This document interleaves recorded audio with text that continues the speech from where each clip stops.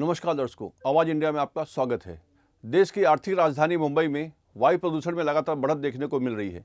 शहर में बढ़ते वायु प्रदूषण को लेकर कई विशेषज्ञों ने चिंता जताई है। National institute of advanced science के चेयरमैन प्रोफेसर डॉक्टर गुरफान बेग ने मीडिया से बातचीत करते हुए कहा कि देखा गया है कि पिछले एक हफ्ते से मुंबई की एयर क्वालिटी काफ़ी ख़राब हो गई है, लेकिन ज़मीनी तौर पर यह उतना बुरा नहीं लगता। वायु गुणवत्ता और मध्यम सूचकांक इतना बुरा नहीं है। अब यह पता चल रहा है कि हमारे मॉडल ने धूल की एक परत पर कब्जा कर लिया है और उपग्रह का पथ इसकी पुष्टि करता है कि ईरान, अफगानिस्तान और पाकिस्तान में कई तूफान आए हैं। अगर गर्मियों में भी ऐसा ही होता तो हवा की गुणवत्ता और ख़राब हो जाती, लेकिन चूंकि सर्दी का मौसम है, हवा भारी है, इसलिए धूल के कण ऊपर रहते हैं और धुंधले हो जाते हैं। जमीनी परिवहन और अन्य कारणों से होने वाली धूल और प्रदूषण और वायुजनित धूल धुंधली परत का निर्माण करती है। तूफान तो खत्म हो गया है, लेकिन यह स्थिति अगले 2 दिन तक बनी रहेगी। आइए देखते हैं विशेषज्ञों का क्या कहना है। मुंबई की वायु गुणवत्ता पिछले एक हफ्ते से थोड़ी सी खराब हुई है और ज्यादातर देखा गया है कि इतनी जमीनी तौर से इतनी खराब नहीं है कि PM2.5 PM10 के जो मुख्य कारक हैं उनकी एयर क्वालिटी मॉडरेट और पुअर के बीच में ही है, लेकिन एक हेजी लेयर सी नजर आती है।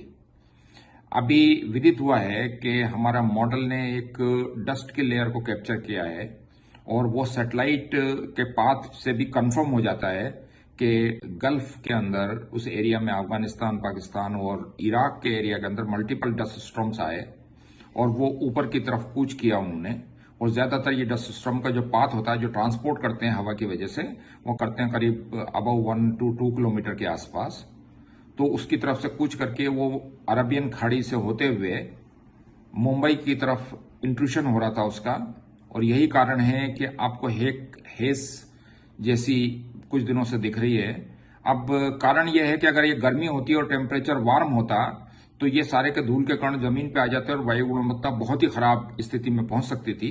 लेकिन सर्दियों का टाइम है और टेम्परेचर कूल है, एयर हैवी है, उसके कारण इन लेयर का जो डस्ट के कण है, डस्ट स्टॉर्म की वजह से वो वहां पे स्टेगनेंट हो गए हैं ऊपर की तरफ, इसलिए ये हेजी लेयर सी नजर आ रही है।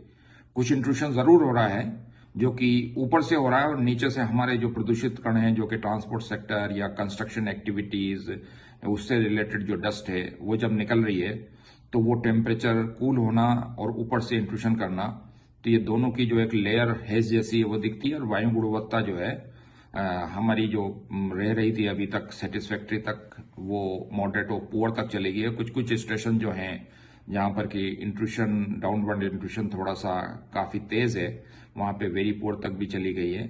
और ये स्थिति के अंदर क्या होता है कि बहुत गंभीर नहीं होती, सर्दियों के अंदर डस्ट स्टॉर्म आता है लेकिन वो प्रोलोंग्ड होता है और वही स्थिति बनी हुई है। डस्ट स्टॉर्म तो खत्म हो गया है, लेकिन ये स्थिति अभी 2-3 दिन तक चलेगी और उसके बाद में क्लियर होना शुरू होगा।